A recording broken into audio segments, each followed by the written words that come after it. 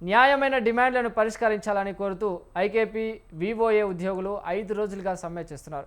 Vemulawada rural urban మండలాల ఆధ్వర్యంలో Telangana IKP VOA joint action committee పిలుపు మేరకు వేములవాడ ఎంఆర్ఓ కార్యాలయం ముందు నిరవర దీక్షకు సమ్మెకు దిగారు.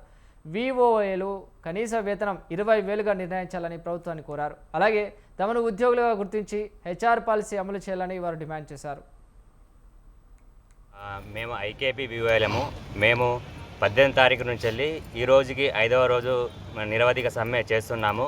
మాకు కనీస వేతనం 20,000 రూపాయలు, హెచ్ఆర్ పాలసీ కల్పించాలి, ఆరోగ్య బీమా వర్తింపజేయాలి.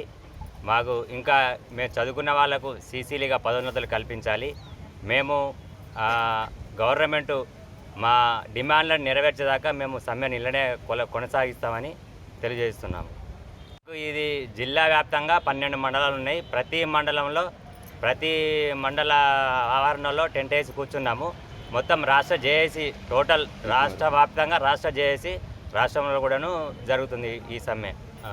మేము ఐకేపీ వివోఏలము మేము 18 తారీఖు నుంచి వెళ్ళి ఈ రోజుకి 5వ రోజు. మేము గత 20 సంవత్సరాల నుండి వివోఏలుగా పనిచేస్తున్నాము. కానీ మాకు చాలా తక్కువ వేతనం వస్తుంది, 5,000 రూపాయలు మాత్రమే.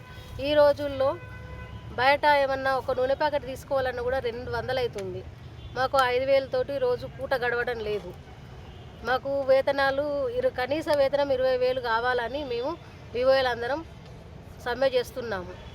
మాకు మా వివోఏలల్లో చదువుకున్న వాళ్ళు ఉన్నారు, కొంతమంది బీఈడి పీజీలు చేసిన వాళ్ళు ఉన్నారు. వాళ్ళకు పదోన్నతులు కల్పించాలని కోరుతున్నాం. మాకు ఎలాంటి ఇన్సూరెన్సులు లేవు. ఇన్సూరెన్సులు హెచ్ఆర్ పాలసీ చేయాలని మేము కోరుకుంటున్నాము.